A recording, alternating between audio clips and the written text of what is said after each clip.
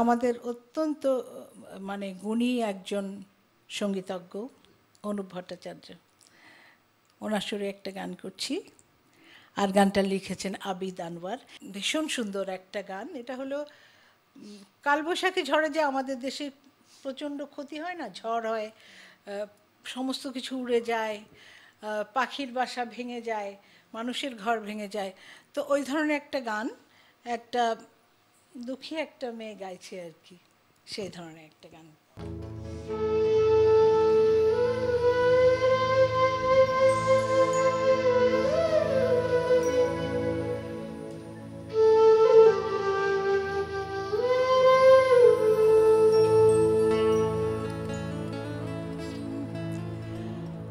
Sao হারাইয়া পাখি কান্দে,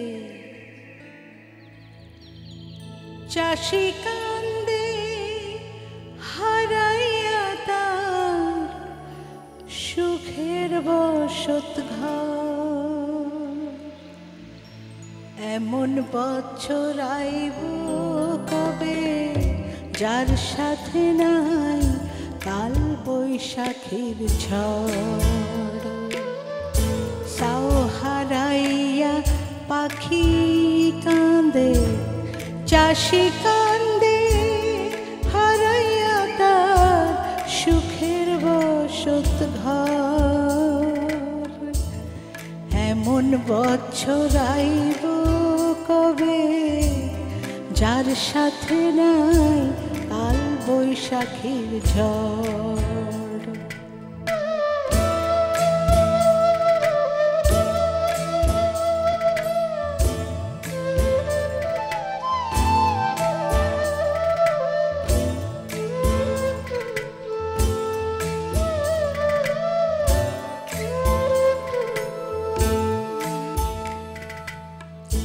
খরায় পোড়া মাঠের ফাটল কান্দে যাইয়া পানি,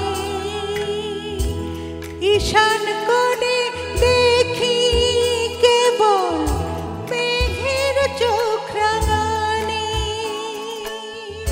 খরায় পোড়া মাঠের ফাটল কান্দে যাইয়া পানি, ঈশান কোণে দেখি কেবল মেঘের চোখ রাঙানি। বৃষ্টি চায়া তুফান ছোটে, বুক কাঁপে ধড়ফড়। এমন বছর আইব কবে যার সাথে না কাল বৈশাখীর ঝড়। সাও হারাইয়া পাখি কান্দে, চাষি কান্দে হারাইয়া তার সুখের বসত ঘর। এমন বছর আইব কবে যার সাথে না কাল বৈশাখীর ঝড়।